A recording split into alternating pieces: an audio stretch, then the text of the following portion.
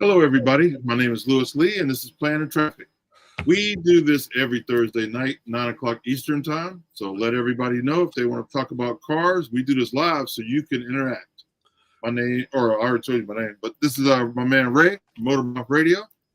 You can check him out every Sunday morning at 12 o'clock a.m. Wait, is that right? It's, p.m. 12 a.m. would be midnight. Yeah, it's p.m. Yeah, p.m. Noon, Check him out. Noon. What's up, Ray? What's good?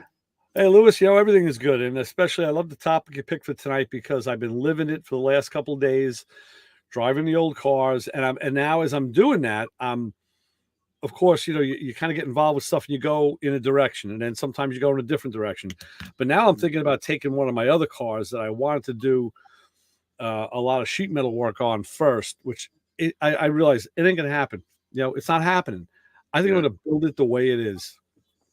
Yeah. I mean, it's going to be ratty, but I don't think I care. I think driving it would be more fun than, having it safe. Yeah. Well, it's funny you said that because when I did my motorcycle, I tore it apart and it was down for 2 years. Uh-huh. So when I started working on the Cadillac, I'm like, you know what? I'm not going to do that. I'm going to drive it while I'm working on it. Yeah. But other things jumped in between. But so I think I'm going to pull it out and start driving it the way it looks with the roof buckled, and I'm going to drive it and then just keep working on it until I get it the way I want it. Yeah, there's a lot to be said for that. Because then not only are you not only are you driving it, which is paramount, but now you're going to want to work on it more because you're using it. It's not just sitting there on the side of the yard. You're not putting pool toys on it and empty boxes or whatever. It's going to be now in the mix. Yeah, I couldn't find some stuff the other day. I'm like, I think it's in the caddy. That's my storage. Right. Yeah. Well, yeah, we always said, the best thing to have is a van that's not on the road. My friend Kevin's got one. We call it, mobile parts storage or immobile parts storage. Yeah. Put a lot of stuff in a van. But that's great. So what cars did you drive over the weekend or over the week?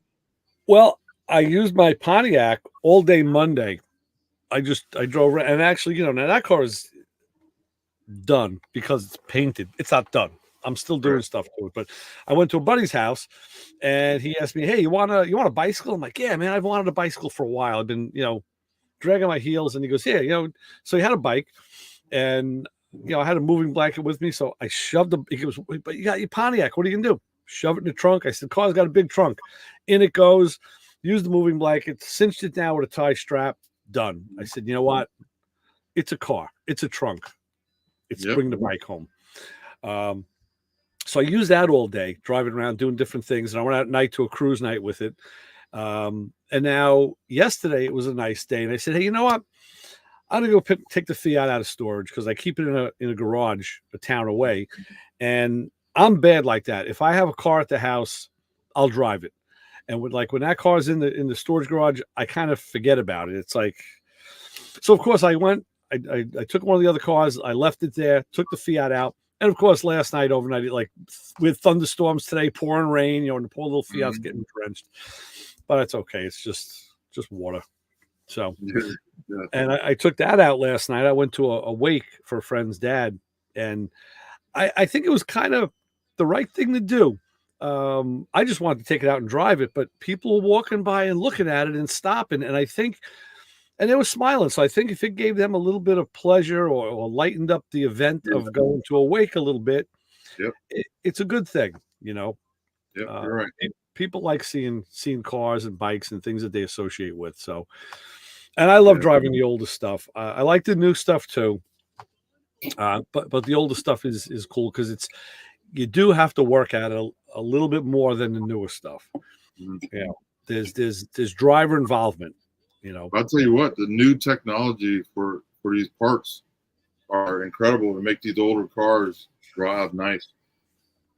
Well, I'll tell you, case in point, my Pontiac, I have a full custom tubular suspension in that car with QA1 shocks and front and back, and now the camber angle has changed. I have tires on there that I could never fit previously because the size, now 17-inch rims fit, different size tires. And that car handles like it's on a rail. It's maybe a little firmer than most people would like it. I'd like to soften it up in the front a little, but I'm telling you, on ramps and off ramps, I feel like I'm driving like an F1 car. It really, there's no lean in the body at all. And it just makes flat turns. And that's because of all those new components. Yeah. So you've actually seen it. You've had the car, so you felt it change over to the dark side.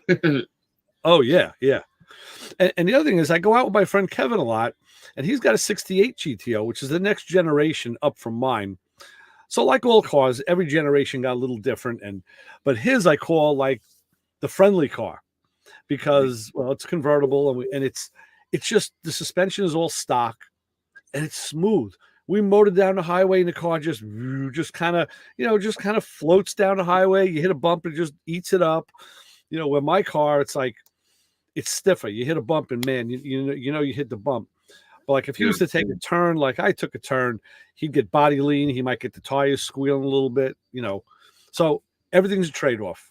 There's no free lunch when you do these things. If you're going to gain on one end, you're going to lose on the other. And you just have to pick where you want the gain and loss to be. Yeah. A lot of people don't know that, and they do things and then change it because it just, so unless you can ride in somebody else's car and see what they did and then borrow their ideas, you're kind of experimenting. And well, another thing is with QA1, they have a lot of adjustable stuff too. So if you don't like it, you can adjust a lot. Mine is. I don't have the double adjustable. The stuff I got came out before that. It's single adjustable, but even that is enough because see. Speaking of that, like the stupidest thing in the world, a power seat in a car. I hate them. I hate them because I always go, if I just move it a little bit more, is that going to be perfect? And then God forbid somebody gets in the car and moves it. That happened to me in my FJ. Somebody had a parked car and they moved the seat. I'm like, oh shit, I'm never going to get it back to where it was. And it's not even a power seat, but it just has like 4 adjustments. So I like a good old manual adjustment. I'll find one that works and I'll leave it there. And I'll give me a power seat and I go nuts. So yeah. Yeah, I hear you. my wife's caddy had had 3 settings for 3 different people. So you just hit the button and it moves the steering wheel and gets you all back in the spot. That's nice because you can set your memory. I had an Audi that did that many, many years ago. Yeah, that's excellent. But too many adjustments, I find. I've talked about this on the radio show a lot. If I get a new pair of shoes or a different pair of shoes or just put on a different pair of shoes, I can feel it when I drive the car. Clutch doesn't feel the same. Maybe the gas doesn't feel the same. And Chris tells me I'm nuts. How could you feel that? Man, I can feel it. It feels almost to the point of maybe I want to readjust the seat. So yeah, we all have our little quirks, I guess. So when's the last time you drove your SS? I moved it in and out of the driveway when I had to get the Pontiac out. Yeah. But now I'm thinking I got to put some rear tires on it because they literally dry rotted. And I just put a set of wiper blades on it today because the rubber got bad on one blade. So I said, you know what? Put some wiper blades on it and I'm going to drive it. I'll take it out and drive it around. Like I said, I got to put tires on it. I am so upset that those cars went out of price. I can't afford one now. I really still want them, but I don't really follow it, but I know they went down a couple of years ago. You get them for under $10,000. Yeah, but a lot of them had 100,000 miles on them already. Mm-hmm. So where are they now? I really haven't looked. I think they're around 15. Okay, so they came up a little. They went over 100,000 on it. I follow a guy. It's called Maple Motors. He's down in Tennessee. He gets a lot of old hot rods and street rods and nice stuff. Stuff you see at a car show even. And he had in this past month he had like 4 Impalas, and like one of them had this killer stereo. Had to have like I don't know $8,000 stereo system in it. Yeah.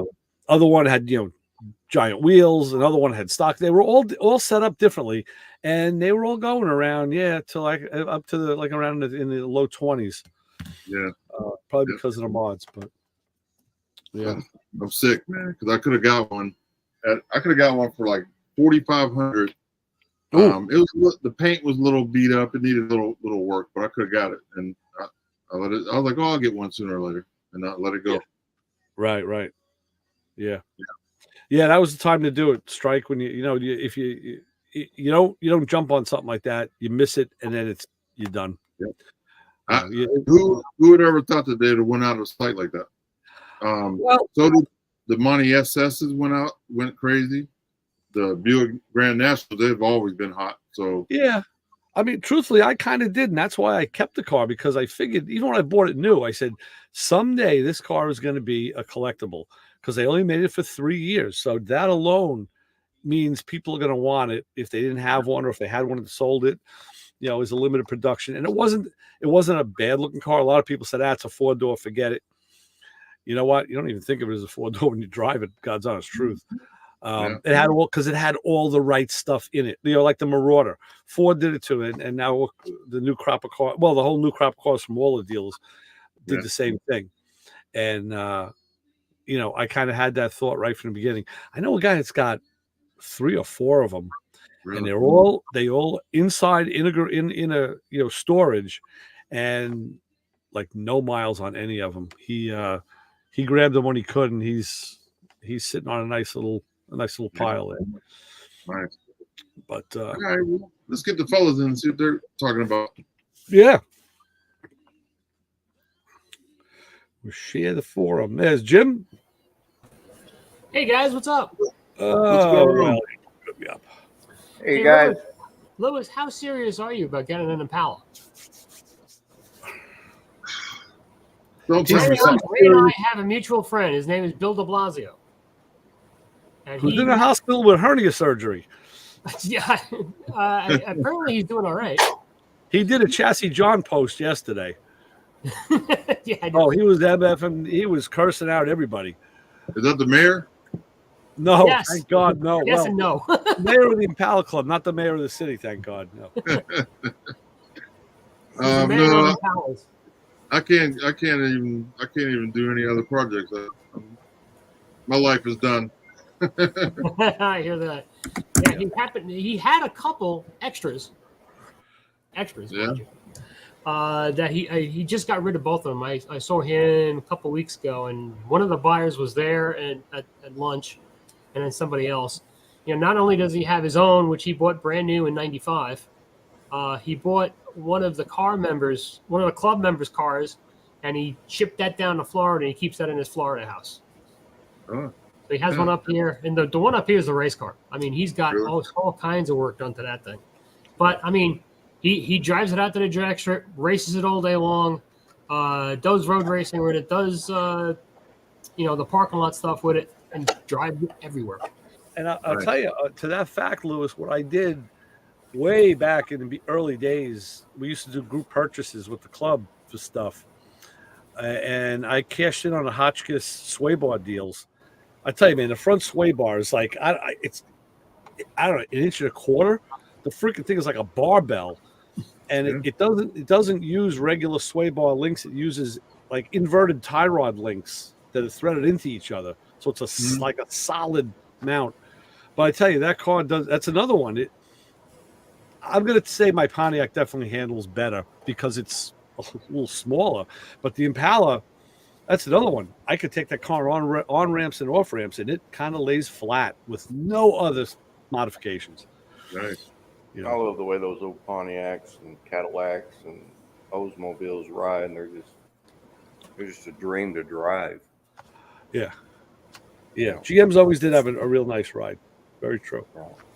But to answer the show's question topic, the reason I love old classics and hot rods is I've always been around them ever since I was just a little tiny boy, and watching my uncle and my dad wrench on them and then helping them. I've flashlight holder. People wonder why I don't get offended. I'm like, well, I held the flashlight for my uncle. You had to toughen up. Or if you're 9 years old and you're begging him to let you help, so he hands you a wrench and tells you break that bolt loose on the front suspension. I'm pulling, yanking, and pulling and yanking. He's like, "What's the matter? Can't you get it?" I said, "No." He says, "Because you're weak." I'm like, "I just figured it's because I'm only 9, but whatever." Yeah. Life experiences, right? Oh yeah, exactly. Yeah. So- My dad, he was fixing my brakes one time. And I was in the house getting showered and getting ready to go out for the night, and come back out. He says, "Your brakes are working, but your driver's side wiper, you'll have to reach out and use your hand." I needed an extra screw. I've had cars like that too. Yeah. Oh All right, Brian, you're up. Well, I'm up. Yeah. Yep. Your turn. Yeah, He's not up. like I said, I would prefer the old stuff, and I'm hoping one day here soon, I will be driving, pre-electronic cars. So, Yeah. I thought of You you know. today, Brian. I'm reading one of my Cars magazines from 1967, and our good friend Marty Shaw wrote the article.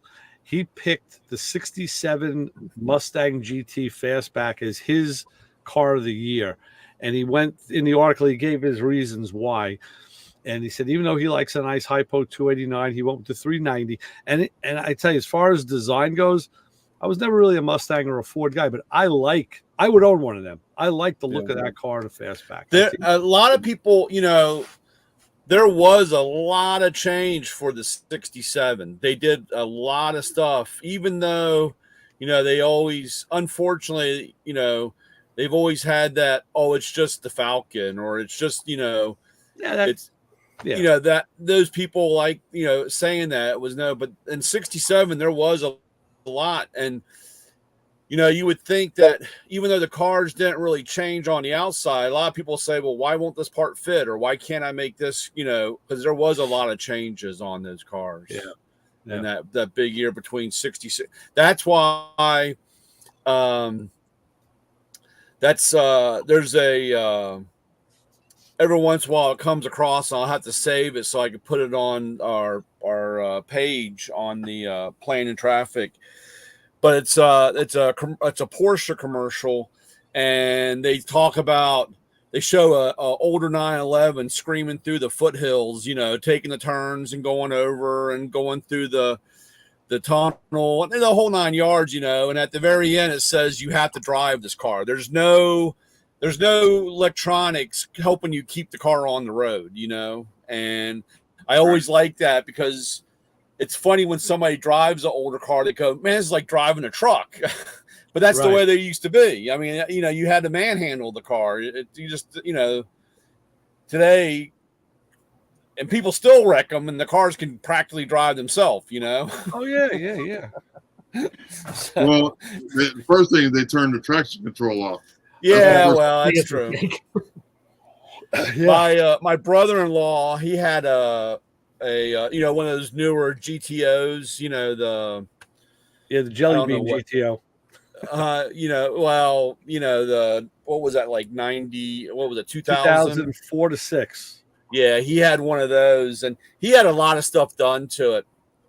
And that's back when I had my Fox body, my GT, my 5.0. I had an 89, which I wish I still had, because that was another one. You could throw a rock and that rock would bounce off 5 of them, because they were all over the place, and now you can't find them, What I saw today was a Capri. Capri. And that's why Bertie Gerard, the guy who did all the road racing, he went from the Mustang to the Capri, had that kind of bubble back in, because it was the same size, but it was a lighter car. Yeah. So he put the same motor in it for the Mustang, and he made his own little, track blazer. But my brother-in-law used to always say, you want to race, I would say I'd race him, mine was basically stock, because I was still on the road with the Mustang. So all I did was, I slammed the 5.0 to the ground, I hollowed out the exhaust, and that was really about it. I didn't do much of anything else on the car. And I told him I'd race him in a heartbeat, but he had to turn the traction control off. Yeah. And, he's like, no way, I can't even, I could never keep it on the road. And I said, well, I don't have traction control on the Mustang. We already know the problem that they have. I'll race you. I would have taken that bet in that car. And what I would have done is I would either would have done a second gear start, or I would have rolled it out. You got to roll it out easy. And then at about 1500, whomp it. Yeah. And then you would have been toast. Yeah. Well, I don't know.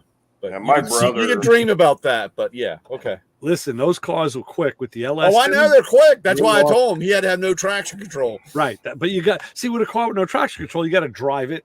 You got to think about that. And you either got to roll it out and hit it, or you do a second gear start if you have the torque. And they got a pretty good amount of torque to them. Yeah. My brother, he still has the car. It's a 67 fastback. And could you imagine a little kid getting a ride to school in something like that?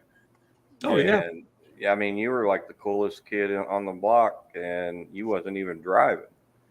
But he's still got that thing. It's beautiful. It's about the same color as the car they used in the Le Mans in '66. That F40, I think Ken Miles drove it. The blue color? Yeah, that real light Sky blue. Light blue. It's that color. Not my favorite color for a 67 Mustang, but yeah, okay. Black interior, all the black accents and stripes and decals. But that car, he's never done anything to it restoration-wise. It still looks just like it did when he was in high school. Well, there's no reason to really change the body. It's beautiful the way it is. It's got functional hood scoops, that concave rear panel. I mean, that's what I always liked about it. Yeah. Just they hit the styling. And in this article, they showed the concept cars, like 5 or 6 concept cars going back to like from the late 50s that were all going to be the Mustang, and then what it eventually became. And they even called one of them the Mustang 2. And, of course, they reused that name, as we know later on. But, yeah, pretty cool. See what Justin said in the chat? Louis got it on the screen there. Just need to pull your battery. Yeah, there you go. That's cool. He needs a chance, man. Yep. I don't know. It's crazy, but I will tell you one thing. A lot of shops, especially the last couple weeks, they've had a lot of old cars in there and trying to get back up on the road. And I don't know if people are preparing for the day when they're going to turn stuff off on you or what. But I cannot get over how many people. I mean, how many old cars, and we're not talking cheap because you can't find any parts. Well, I was going to say, I hope they're not relying on finding good points and condensers and even brake shoes. I've had so many pairs of brake shoes right out of the box that were just, I don't know who built them. It was like, they thought round meant square because they don't fit the drums at all. Some of them are not even centered on the base, on the metal. I mean, I don't know how they're building these things. It's ridiculously. Well, it's slapping stuff together and the glue not setting. Because I've seen that. I mean, I've had guys and I was talking to a couple other guys about this. Nothing.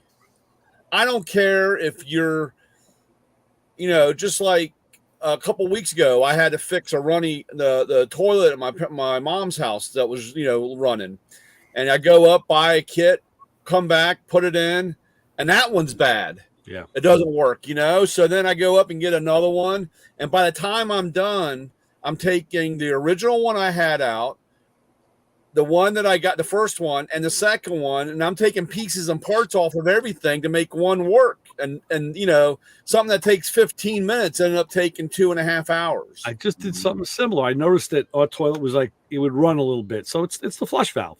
Yeah. So I went in there and, I shut the water off. I lifted the flap with one hand. I just cleaned it with my other hand. Because I don't know what the gunk is that gets on there. Yeah. It's obviously the fresh water side, and it was better for a little while, but it's doing it again. I'm like, you know what? I I don't know. But like these guys, they get stuff, and I hate to say this out loud, but a lot of these guys are not. They're not self-driven and just fixing the problem. They want another part. Instead of taking what they have, and I was like, well, why don't you just trim that up to make it fit? Or why don't you cut this? Or what? Well, I'll just get another one. So the car sits there for another day and a half. Right. And, there's no motivation or no guidance or self-discipline or whatever you want to say to get the job done, And of course, by the time they get the third part or they get the third set of brake pads or brake springs, they're, it's like completely crazy. This whole parts situation and so forth. It's just unbelievable. Well, that's like what I said, and I've seen it on the channels I watch on YouTube, and I've had it happen to me in the shop. Points and condensers. Points are garbage these days. I mean, I have a little stash of 40-year-old points that are new. I mean, I'm not using them on any of my cars, but the stuff that we're getting new is, it really is NEW. Never ever work. It ain't gonna work too good either. They're garbage. It can, I guess I guess they're making them in China. I don't know what they're doing, but hey, Paul. How are you guys tonight? Technical. The point situation, I don't know what's going on. I just came across an older, it was a International Harvester Scout, early 60s, still had a points ignition in it. No matter what I did, I could get the dwell to come in where it needs to be. Where was it? Where was the dwell sitting? I finally got it to run nice with the dwell right around 60. 60? 60. That's very. I could not get it to go lower than 58. Thank you. I don't know if it was just a setting on my.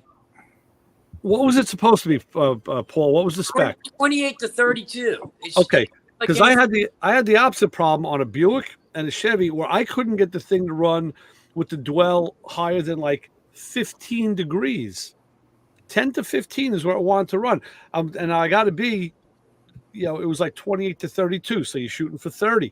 As soon as I got close to 20, that car ran like a bag of crap. It wouldn't run. I had to bring it back. I had to open them back to like 10 to 12 degrees. I was like, this doesn't make sense. This literally doesn't make sense. The only thing I can come up with, and it would almost apply here too for you, is I'm not reading the meter right on the scale, or it's not getting the proper pulse, because 60 is twice as much as 30. Yeah. And what if you had it on 15 is half of 30. Maybe you had it on the 4-cylinder setting. I mean, I know mine was on the 8-cylinder setting, but thank you. What happened, I revisited the car a couple days later, and I said, you know what? I remember I took a points distributor out of a guy's GTO, and I stuck it on a shelf and put an HEI in it. I went and I took the set of Unipoints out of that were an original old set of points, put them in the Buick, bang, 30 degrees. So there was something with that set of points, and I maybe the plate was shifted or something. I'm thinking they were manufactured wrong. Because the old points, too much resistance. Yeah, resistance by me. But yeah, the old points work fine, and that's why I said, you know what? Keep your old points. Don't get rid of them. Well, there's a direct relationship between the gap and the dwell. Yeah, absolutely. The gap is important, and so is the dwell. The larger the gap, the smaller the dwell. If you change the gap, if you open the gap up, you are going to lengthen the dwell. It's an inverse proportion. The smaller gap is a higher dwell. Higher gap is a smaller dwell. That's how it works. You got to find a fine line between everything. Speaking of points, I need to ask you, have you been able to catch up with Anthony?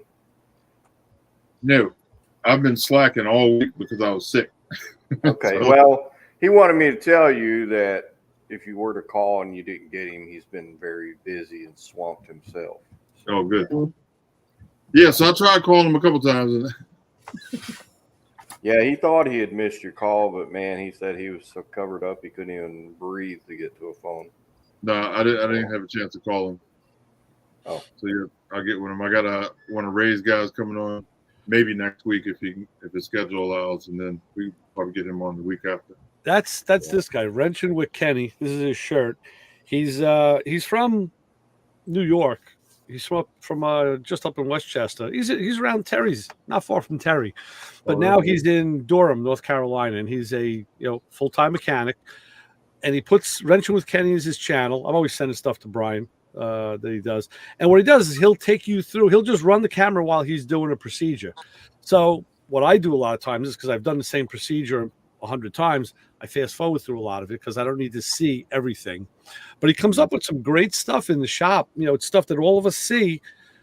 It's one of those weirdo moments or something that you don't expect. And he works on a lot of newer stuff. So it's good to see how he diagnoses and all. So yeah, he'll be a good guest. What's the name of the channel again? Wrenching with Kenny. Wrenching with Kenny. I'll check him out. Kenny Wessel. Yeah. All right. Good show. So he'll be up next week, I think you said. Hopefully, we're trying to get him for this week, but I know he was just up in New York. I was going to have him in the studio, but then his plans got changed, so I couldn't have him in the studio. And now he's back. He got back down in North Carolina this week, so he was, I was trying to set him up for this, but he's got stuff going on. He's got a family, and things happen. Yeah. Well, I had a blow on my project that I didn't see coming. I got the cab off, which is behind me here, but I hadn't pulled the radiator core support yet. Well, the other day I pulled it and lifted it off there, set it on the ground, laid it over on its side, and didn't even pay attention really to the bottom side of it. And I was coming back for it, and I saw the passenger side. The whole bottom is just crushed and pushed up in there. Oh, wow. From that wreck. I mean, as far as rust, there is no rust. So you could repair it then? Well, I looked at it. It's warped so bad. Somebody probably could fix it, but I looked at AMD and LMC, and for a brand new radiator, premium radiator core support, LMC and AMD has them both priced at $320. Wow. Fresh sheet metal, ready to go on. I'm just going to go that route. It's great that you could do that. I just cringe at thinking $300 for a radiator support. Well, it's got to be on there. So. I know you need it. It's important. Yeah. And then wood works pretty good. Yeah. Wood works pretty good. Right. Well, I thought about just building a frame out of square tubing and stick it in there, but or just even if you did just the bottom. Yeah, but on this back support where the two rear cab mounts go in, the passenger side where it was hit on the passenger side, it tilted that bed up or twinked or whatever, and the cab support on the rear driver's side is crushed. It's in beautiful shape other than that, and no one sells that part. Yeah. So what I'm going to do is cut the spot welds, drop it out, and just bang that crushed spot out and put it back in. Yeah, there you go. That's what happens. Yeah, with a project, you don't know what you're dealing with until you see all the hidden stuff. Ain't that the truth? Yeah, that goes along with the theme of the show. That's what I love about cars. You never know what you're getting. Justin, what kind of stuff have you found recently that you didn't expect? Cars being Bondo buckets, which I guess I kind of expected anyway. So you do everything you got anyway. I don't know. We've gotten a couple of them actually haven't been too bad. Speaking of square bodies, we just pulled it's a 78. We had it pulled apart and blasted, and we just pulled the cab into the metal shop. It's got a few dents and dings here and there in a couple of spots, but yeah, very solid compared to some of the latest ones we've been working on. Yeah. But speaking of that Bondo, I mean, you should be used to that. Everything you own's full of Bondo. Well, yeah, you've seen what I own. That's what makes your cars fast. They're not metal. They're just Bondo. Yeah, but Makes them heavier. when it's your own, you know about it. When it's a customer's car, now you got to deal with it. Yeah. That's true. Especially, or I always like the look on somebody's face when they get a car and they're going to say, "Oh, I want to send it out and have it dipped or blasted," and it comes back and it's just In a filled bag. with holes. I mean, it's just it It's in a looks like baggie. a herd of termites came by and ate and they're like, "Holy crap!" Right, And, right. it's kind of hard to go back. We No. got that 61 Impala in the shop that's like that. It was a running, driving, nice looking car, 502 on it, the whole deal. Beautiful car. And, he was hoping just to be able to put a paint job on it. And we found a few things that were like, well, okay, you can see somebody's put a little bit of work here and there. And we need to kind of dig further. And so we blasted the thing. And I mean, there's nothing left. Wow. I mean, and it had been patched a bunch of times. And even those were terrible. Yeah. So what did the owner opt to do? What's his? He wanted it. We're building it. Okay, good. I'm basically replacing everything. I'm actually glad to hear that because that'll keep another great car on the road. Mhm. I know that the cost goes up exponential and no one expects that, but yeah, I'm glad to hear he's doing that. It's a hard thing too because they don't make 61 Impala parts. Yeah. Yeah, they're hard to There's find. a guy I watch on YouTube. His name's Andy. I can't think of his last name, but he's got a 65 fastback, I guess, or 66. I don't know. I can't remember. He started out with the coupe and then he got one fastback. And that's what happened was he started messing with it and he didn't realize how bad it was. I mean,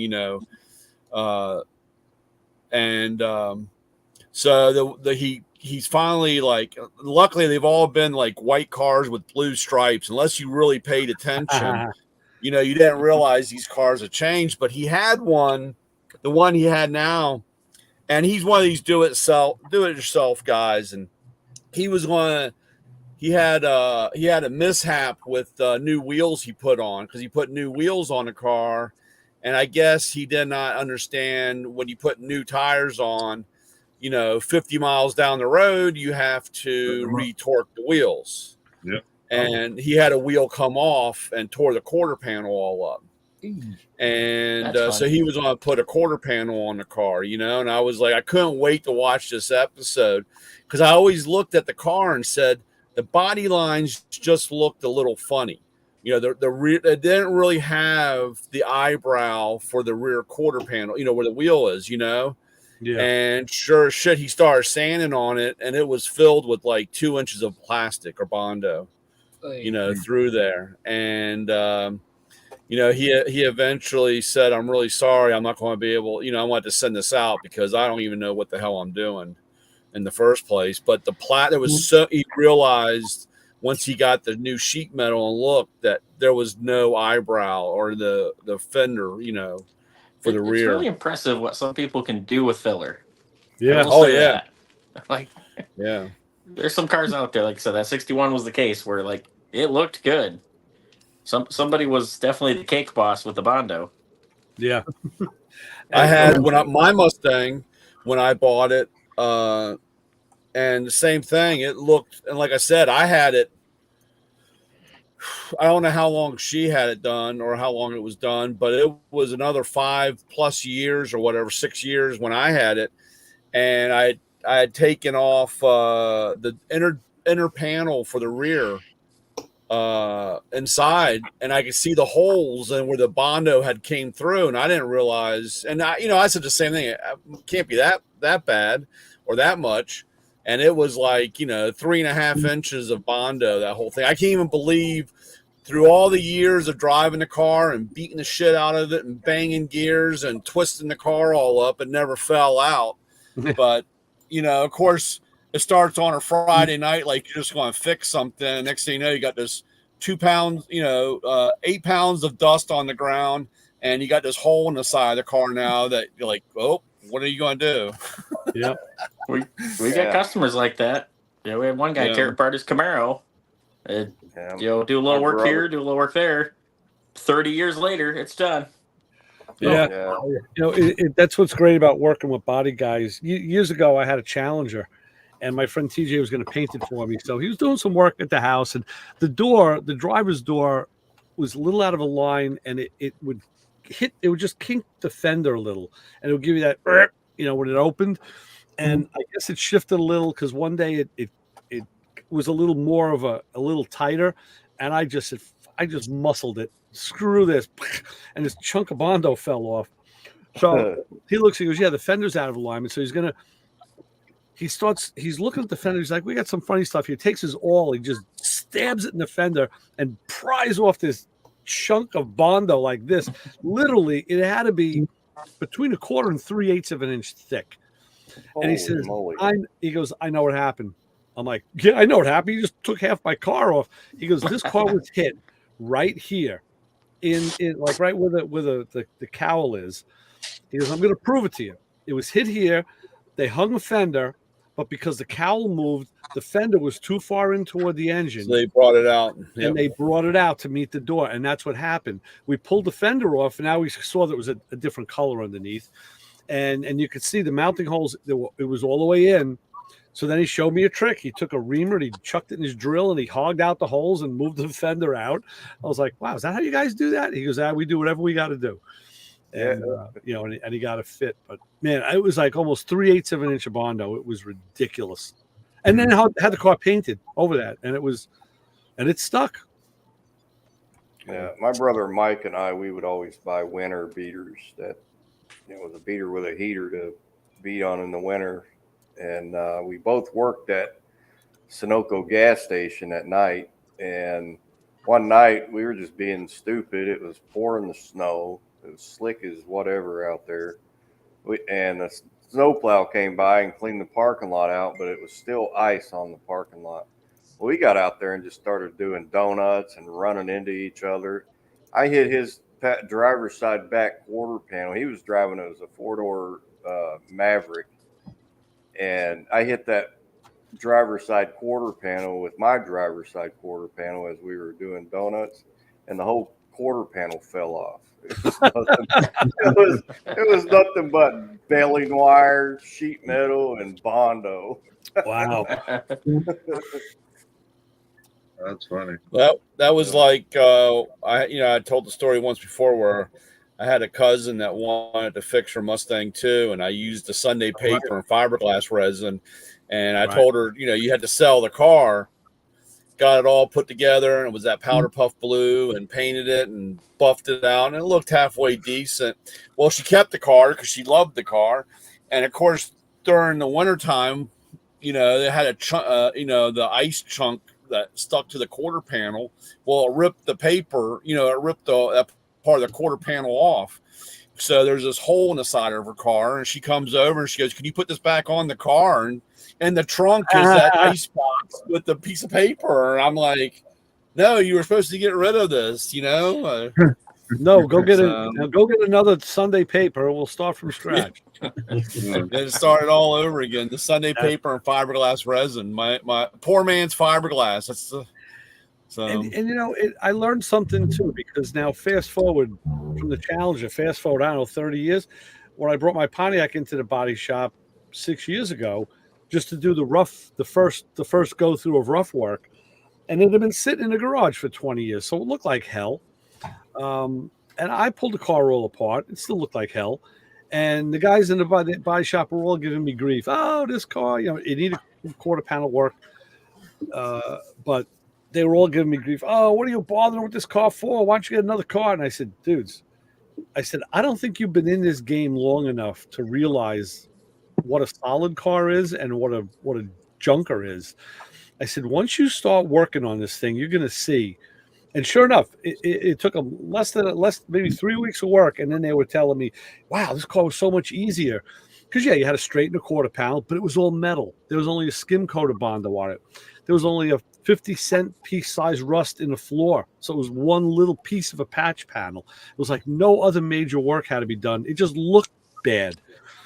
And I knew those were guys, they just weren't that experienced. They hadn't seen all the stuff that Justin sees, where it's The good and the bad. yeah, and the bad and the bad. And the worst. And worse is right. Exactly. So I 3D printed my manifold. oh, very nice. Look at that. Cool. Yeah. So Well, are those holes through holes or are they threaded? Yeah. What? Here, through. They're Through through hole. holes. Okay. So All right. I put it on. This is too high. We had to shrink it down. So the new one is about, probably half of this. How long did it take to print that? 27 hours. Wow. And so this is Yeah, just my demo, so I could fit it. You know what I mean? So I have to send out the file to a company to have them do it in a different material. Okay. So Ray, you were talking about you might have somebody. I have a friend that he's at the old Orient Express shop, and the guy he was partnered with started going into all the 3D printing because they do a lot of race bike work. So they were making air boxes for bikes, for street bikes and race bikes. And I mean, you name it, anything they couldn't buy, they would make, and they were doing a lot of 3D printing. They still are. So it's the guy that was his partner, but I will, Yeah, I needed whatever the material. Some people say nylon. Some people say you can get it metal 3D printed. yeah, Whatever I can put gas through it. it's got to withstand the gas and the temperature, really, is what it is. Yep. Yeah. So they'll know what material. I guess I'm still guessing, but everything I've found so far is to be nylon. I But will. they have like 2 different nylons. You know what? I'll send him a text and I'll ask him about 3D printing. He calls the show all the time. He's one of the regular callers. Brian, you've heard Christian. You've heard Christian call it. He's anything to do with like old tech or drag racing or he's on it. He's the man. Yeah. But he keeps very active with this stuff. Yeah, I appreciate it. Because I had a couple companies, but they were in China somewhere. Yeah. Yeah, hopefully he'll say yeah, and I'll just give you his number and you call him and tell him what you need. Okay, sounds Because good. he's going to have to talk to you anyway. So Yeah, so I've seen a couple places that can do it, but I've heard horror stories. They're ordering stuff from China. Take 6 months to get here. right, I'm ready to go. I got to ride. right. Mama wants to ride. Oh hell yeah, hell yeah. No, that's So I ordered all my new material for the seats too. so you just kind of went by how it has to come out of the head and just putting the carburetor right there. So you really haven't played with length of like runner length or plenum design or anything. I mean, 'cause there's a whole science behind that stuff. Yeah. Well, what we did is we made it where when it goes through it like aims right towards the arms. Oh, so there's a little bit of contour inside. Yeah. So Nice. see the contour here? Yes. So it's running. So inside, I don't know if you can see it. No. Too dark. Yeah, it's too dark. So the other one I have printed, I got it sitting on a bike. I don't want to take it off now because I don't want dirt to get in the holes. But it's half the size. So this flange here is like right here. Right. It's really hitting each arm or each leg, I guess what you call it. Yeah. Yep. But I don't know once I get it done if it flows good. Yeah. Well, that's the stuff that's how Edelbrock got so popular. They started flow testing stuff and finding out, in real world, well, it didn't have to just look good; it had to work good. Yeah. Yeah. Put it on a race bike, It's all that math that we didn't pay attention to when we were in school. Right. Yeah, that's stuff we said. I'll never need this. Well, I never actually, knew how to do you that. know what? I don't know. I disagree. In school, in regular school and high school, you didn't get that because it's fluid dynamics is what you're talking about. Well, I mean in general. I know. When you if somebody says, you know, how can I figure out what my gear ratio is, or figure out something, and we just never paid attention to math. I Right. was too busy reading car magazines. Yep. Right. Yeah. Car Yeah. magazines, the sports page for me, along with car magazines. If Well, I you wasn't in had the car the, magazine, I was in the sports page. You had stolen your dad's Playboy and put the car magazine on the outside, so that's what it looked like, double but it was a down. whole different redhead on the inside. It wasn't a red 62 Nova. It was a redhead there. Louis, your bike's a 97? Yes, 87. 87, and it's a Venture. Yes. All right, I might as well just tell him that so he knows. Yeah, I'm going from the 4 carburetor setup to the single Weber, the one that you did for me. Right. All right. Well, I just asked him if he can handle it. Now, what I'll do is I'll just, like I said, I'll hand him off to you. I'll hand you off to him, and then you guys can talk. And you know, you don't need a middleman. Sounds And good. I can attest for the fact. I'll vouch for the fact that this guy does excellent work. Like I said, he does work for race teams. They hire him to build engines and do custom stuff. So you know, he's in the game for real. Nice. All right. Yeah. Hopefully it'll work. So if he can print those, I might sell the files to other guys with ventures, because a lot of people are wanting to switch over. Sure. No, if you can get some money back by doing that, that's great. Yeah. That's a nice little bonus. Yeah. Yep. You know, get something back for sure. It's cool. Yeah.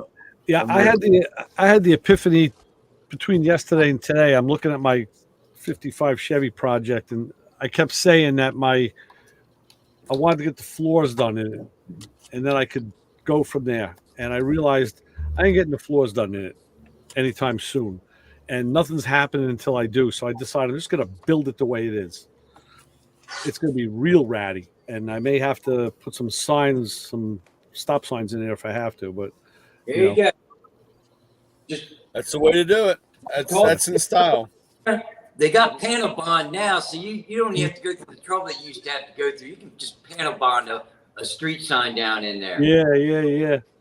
But so now I'm thinking, now I got to talk to some guys, because I mean, I was looking, and I know they make a ton of tubular control. I mean, I want to do the Gasser thing, but again, that's stopping me because I don't have the whole front subframe. So I'm just going to do it with, you know, the conventional suspension for now. We can always go back later and change it with control arms.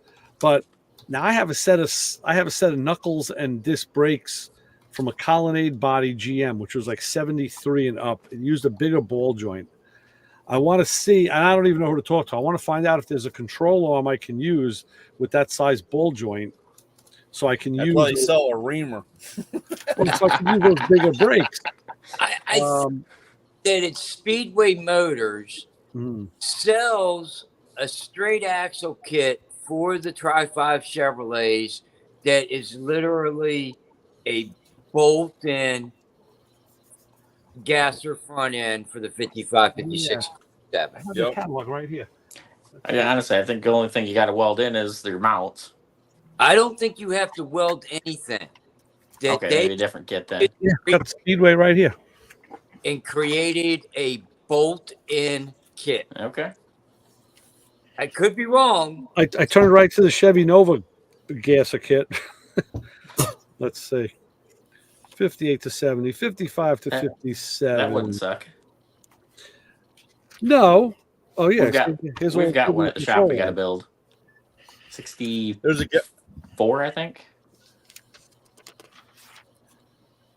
Yeah, I think it's 64. We're going to build it out of spare parts. A 64 watt. Nova. A Nova. Okay, yeah, it's still the small one. Drop It's going to be a spindles. spare parts car. We got a big block sitting around and straight axle and stuff like that. HD gasser axle. Let's see.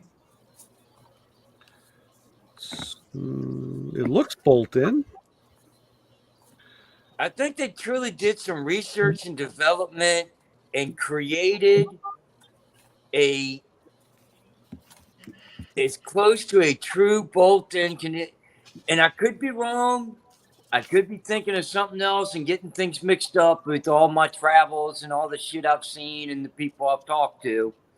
But I believe that Speedway came up with this. I have to look closer later when I compare. So I'm going to need a set of fender well headers. I have a set of, traditional headers, but I want fender wells. And I'm going to put the tunnel ram, single quad tunnel ram on it. A buddy of mine up the block has a roller cam that he was going to put in a big block, and he's not. So I think I'm going to buy the roller cam kit from him. Throw that in there. Put the Muncie M21 behind it. And maybe the 488s in the back. We'll see. And off we go. There's another guy I watch on Instagram, and he had a 4-door 57, and he's changed it over to a 2-door. Is that the guy? He's done a couple cars like that. He has 55 also.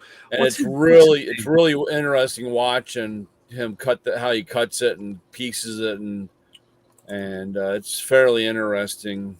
Where is he at? I forget where he's in the Midwest somewhere. Yeah, because I was watching him for a while. He's got a mullet. Yep. Yeah, that's the guy. So, but I think he was making this 57. I don't know if this 50. I know one of them was supposed to be a gasser or type thing. But I got. Let's see here. Where's my phone? Where did my phone go? Oh, here.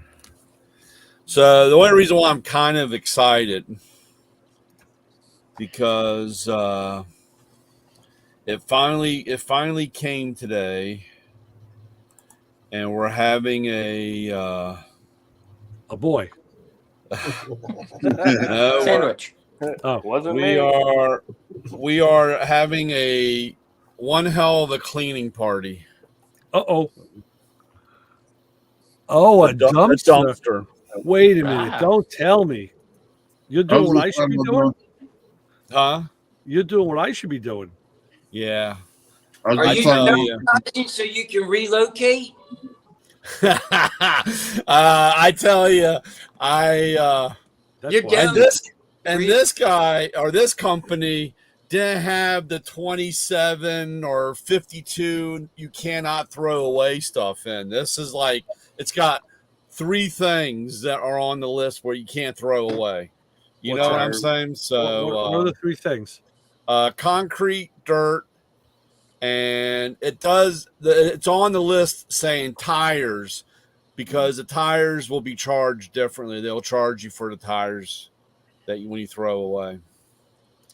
But it's dirt, concrete, or human remains. But that goes without saying. Dirt and concrete's for. Yeah. Right. And the dirt. But going along the line, I have the first dumpster that we tried to get, which we had gotten from our garbage company a couple of times, never had an issue. And we got it, and we could. The one thing I liked about that, we could have it as long as we wanted. That was what I was going to ask you. Yeah. And this is 2 weeks. We have this dumpster for 2 weeks. If I need it longer, I can have it longer, and it's only $15 or something additional charge per week or something, or 2 weeks or whatever, which isn't bad. But again, I'm just hoping to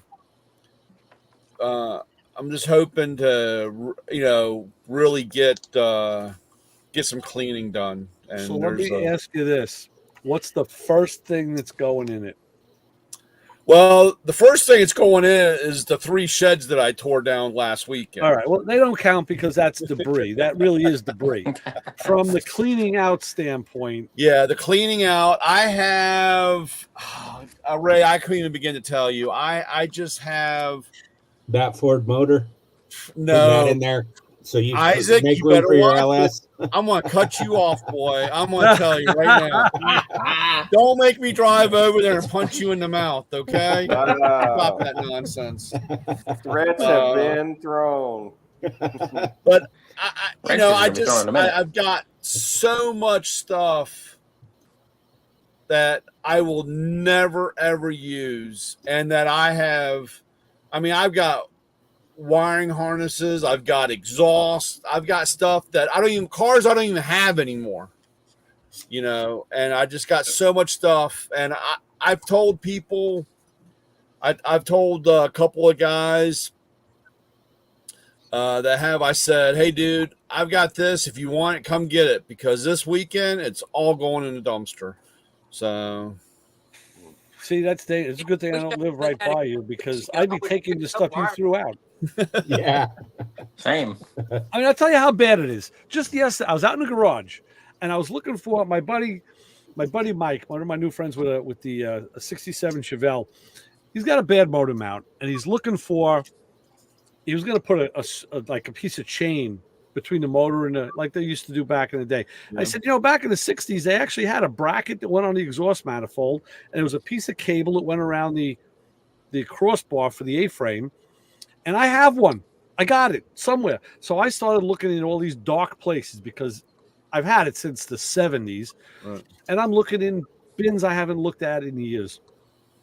And I took this one bin out from under the bench, and in it was a big aluminum pot filled with hardware. I just started going through. It wasn't there. I knew it because I couldn't see it. But I started going through this hardware and said, I got this thing. I started collecting and pulling out quarter inch or 5/16 bolts that are only like a quarter inch long. The real shorties, because you can't find them anywhere. So I started pulling all that out, and I pulled out the Allen bolts, and I had all the bolts that were left. I put back. I said, no, all this stuff there's stuff that's left has to go to the dump. It's got to go to the dump, because what am I doing with it? I put it back under the bench. It's like, I don't need it. I'll save the short stuff, and I got to get rid of the rest. So I got a guy coming in June, my scrap metal guy, or actually he runs my route. He collects all the scrap metal from all the shops, and I talked to him, and I told him in June I would have a pile for him to come by and pick up, and where I had 4 Audi transmissions. I had a torque tube for a 944. I had tons. I had 2 or 3 hoods for Subarus. I've had 2 or 3 deck lids for Subarus. You should have had a yard sale. Well, like I said, I told a handful of people this is what I got, and come get it.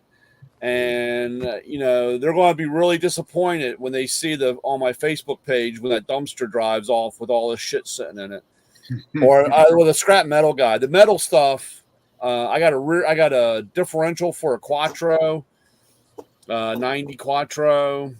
I have so much stuff, and just I don't even know. I hate to say this out loud with Ray sitting here. But I've got a 55-gallon drum of Holley carburetors. I know. I mean, they're 2 barrels. I mean, they're nothing fancy. I mean, there's 2 barrels, and I just figure I don't need 17 of them. Maybe just keep 2 or 3. I think the same thing. I know, but I'm thinking out of the 17, I should have your 15. Figure out if I want to keep my 14 or your 12, or how about one of these? When was the last time you saw one of these, Brian? Yep, the relay. Yep. Yeah. In a couple I got a box. I got a whole shoebox full of those. Yeah, I got another. What's with all these freaking pins? I never saw Terminal 58. What the hell? Yeah, is that a DME relay? That does fuel pump and your igniter spark. It's got a VW and Audi logo on it, and it's got like a at the top. It looks like a speaker, or a beeper. Yeah. Oh yeah, that's a dinger. That's your chimer. Those Holley carburetors. You got those Holley 2 barrels? Which ones? I can't see what you're looking at. I just see car show thing. Oh yeah, there you go. I need a closer picture, Paul. That's the top of the. That's the top of the. Yeah. Those would be like the tripod. I don't know. Those are the. I would have to 20 look. I got Those all are- kinds of shit, dude. I got I so think much those are- stuff. I think those are 2100s. Are those Something like 2100s? that. I think These so. actually don't match each other. I need a couple that match. Why? One is larger than the other one. Oh. Huh. They're not the 500 CFM. They're the smaller ones, but they don't match. Pay the freight, and Brian will send you 17. Yeah. I don't want 17. I want Brian to pick 4 that I match. want to spread You the pick 'em! I'll spread my trash all over the place. What do you want, Jim? What do you want? Definitely not I Holy mean, but I Carburetor. got sets of Kragers. I've got hurricane things. I've got torque thrusts. I've got so much stuff that I will never ever mismatch wheels. Oh God! I'll keep the sets, or I'll keep one if I have 2. But Do I I've just got- need to get a? Do I just need to get on a plane, get off the BWI, rent a U-Haul, and drive straight to you, load it, and then drive straight home? There you Be go, back Paul. to work on Monday. There you go. You're gonna have so many Holly carburetors. I just, like I said, I'm just hoping that. You have any I've been wire going wheels? through a lot. Huh? You have any wire wheels? Wire wheels? Wire. No. I got a whole bunch. You want some Boxsters? I got Boxster wheel. I got Porsche wheels. I got Porsche wheels out of Younging. Audis. I got so. What kind of Honda. Porsche? What kind of Porsche wheels? Honda? For like a Boxster. 99, from like 97 to 99 Boxsters. Those are those turbine rims, right? Those. I'll have to send you a picture. Yeah. The only ones I'm going You to got keep are the any, phone dial. I got a set of phone dials, and that's what I want to put on my Audi if I ever get my Porsche changeover. I mean, change from 4-lug to 5-lug on my Quattro. You have any But, carburetors for a John Deere 318? No, actually, I just trashed a John Deere. Was it 3? Was it not? You said 318? Yeah. Yeah. I trashed one, folded it up, and gone. Oh, All right. man. It had a broken rod. Dear Lewis, I just got in touch with Christian. I just sent you his number. He said he's dealt with the 3D. They're not doing it there, and that's because him and his partner went separate ways. But he knows guys that are doing 5-axis stuff.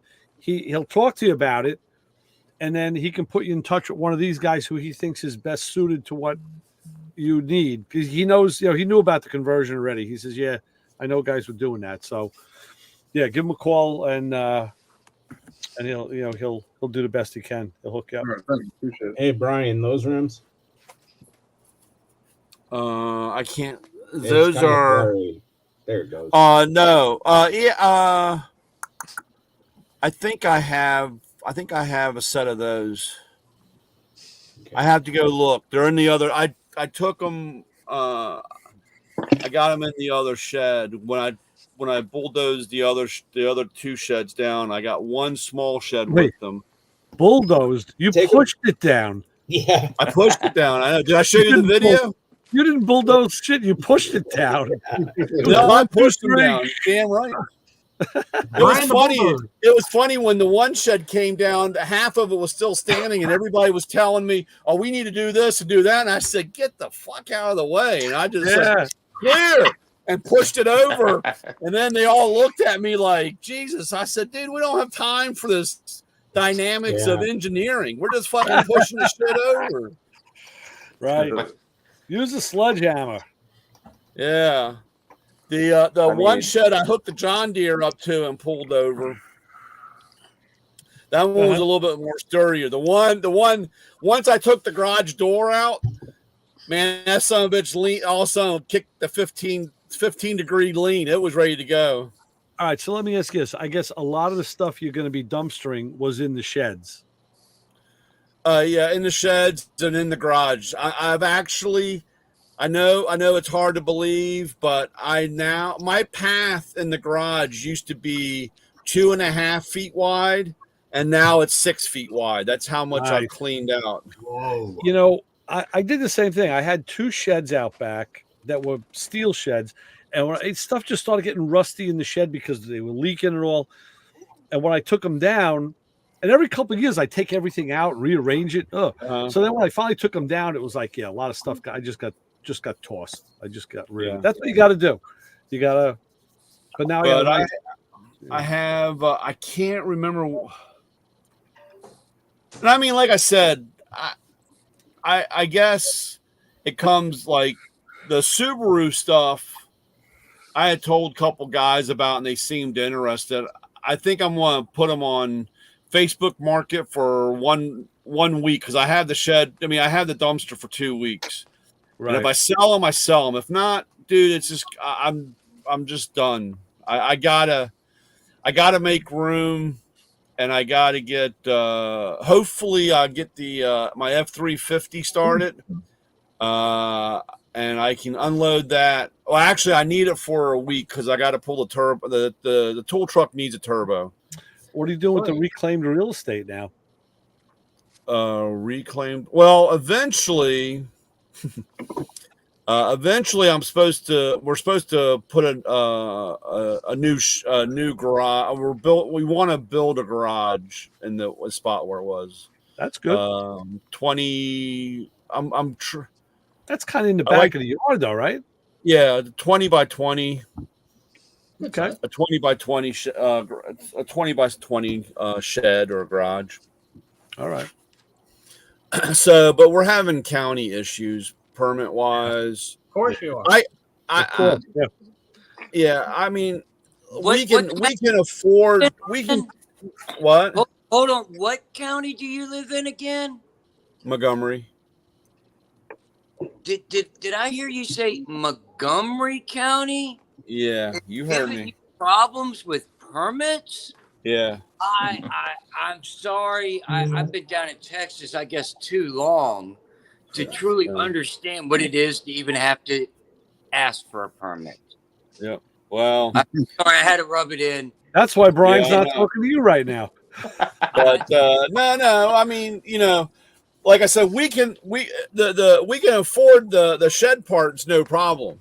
It's just the other $9,700 of the BS part. You know what I'm saying? Right. That's I just learned something going on in Howard County now.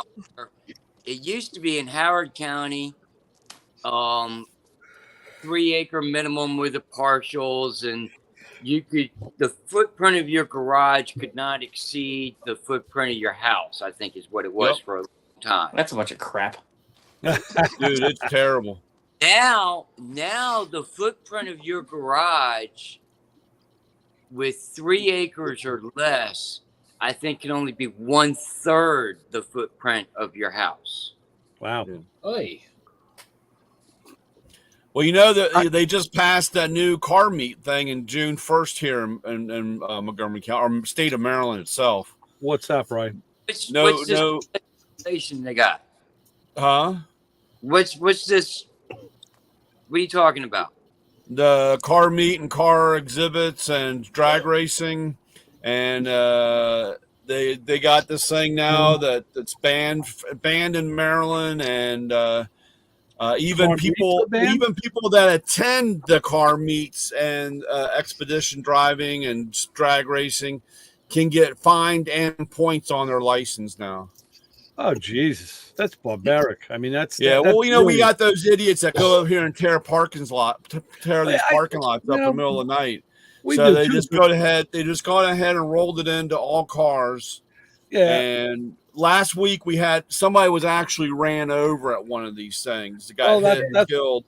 When that happens, that's when the hammer comes down. So, of course, down off here off of Schweitzer Lane, about 4 miles from my house, they had a car meet thing back there, and a cop went back there to try to break it up, and they all jumped on top of the cop car, and he was fearing for his life, and it's just so we got to pick on the old white fat guys sitting up at the donut place shop now. Schweitzer Lane back there off where UPS is back in there, where what used to be the Wall Street Journal building. Yeah. Is that all industrial area? Yeah, it's industrial. Yeah, it's older industrial and some residential apartment buildings. But it's basically one way in and one way out. Not anymore. Oh, okay. Yeah, I mean not anymore because they got Route 2. That Route 200 goes through there, and they have That's where they tore. That's one place where they tore the whole intersection up because you're back out there in the middle of a cornfield, dude. There's nothing back there. So, but like I said, that goes in effect June 1st, and I'm waiting to find out. It won't be the first time that they've ran us out of the Holy Donut because of. A couple of years ago, they tore up the parking lot, and the landlord said he had enough with everybody and no more cars up in his lot. Right. I can kind of see that from a landlord's point of view. I mean, I can get a ticket in my car for driving my Model A to Roy Rogers for a breakfast sandwich on Sunday. Yep. Just Come on up. because my friend Bill drives his Batmobile at the same time that you drive your tool truck up there. Yeah. And because that could be considered a car meet, all of a sudden we all get tickets because we happen to drive to Roy Rogers. Well, then everybody's got to go to court and fight it. Yep. So you got to make a stand. Yeah. They're trying to tweak it. They're talking about of course. It really depends on how far they're going to take this because they're talking about these guys that are tearing the parking lot up and doing these donuts and driving around like idiots. But unfortunately, there's no the gray area in that, or the way they see it. They just see, these guys in hot rods or these cars. They don't. They see the whole car culture. They don't. Yeah, they just don't see one. We're all evil and we're all bad. That's like and this was a long time ago because the Mustang was still on the road, and unfortunately, I've been gray since the age of 19. So I've been elegant looking and just handsome with the gray hair, but I'll never forget. The hot rod, the Mustang was running up there at the gas station, and of course, I'm not gonna lie, it was open headers and tunnel ram sitting on it, and I'm loping around there at 1,500 RPMs, and a cop pulled up on the other side. I was putting air in the tires, and he's just waiting for his kid. He's thinking of this kid standing up, and I stand up, and the cop's sitting there, and the look on his face was, "How old are you?" You're still doing this stuff, kid? And you're Brian, driving this? At your age, Brian, with that gray look you got, you would be a really good Moses in a Christmas play. Well, yeah, but they're not going to let the guy with the devil on his arm in the church. So don't worry. I don't get asked to go to the church too much. They'll let you in. Don't worry. All right, guys, time to pay the bell. Back over. All right, Jay. Have a good night, guys. Okay, hey, Jim. Take care. Papa girl, you ain't said a word. Yes, every 40 years, going back to that Burtonsville parking lot with car meets and hangouts. Yeah, it's been a long time. Been going there for a long time. 80s. Yep. Late 70s, early 80s. Burtonsville Speed and Sport was there. Sonny and all those guys. Yep. There wasn't much out there. We used to race out on 29. The park and ride at 216, which is now a shopping center. Yeah. That was another meeting spot. Meet in Burtonsville, run out to 216 park and ride, and race on 29. For over 40 years. And now they want it's legislation to kill it. Yeah. So we had make too much noise. Mm. We had a big car meet in the next town over got shut down. What happened? Who got shot? Later. Well, there's a car meet in the next town over got shut down recently. Really? Same deal, people ripping around and noise and stuff. That's always going to be a problem. And out here, I mean, where I am, again, it's actually out where Jim lives, out in Suffolk. There's industrial parks, and these kids they'll meet there, and they do it all with text messaging, so it's on the fly. They used to post on social media, but the cops got wise. They started monitoring social media, and they were telegraphing it. Now it's like a flash mob. It's like Yeah. we're gonna be there in 10 minutes, and remember, and then they do their thing and they're zipping around, and it's an industrial park, so there's nobody there. But if they do catch them, they shut it down. Of course, everybody gets a bad name, but it's the same everywhere. It's and I can see an owner's perspective of his parking lot is getting defaced every night, and maybe there's garbage left behind. He doesn't need that. He's in business. He doesn't need to have his place.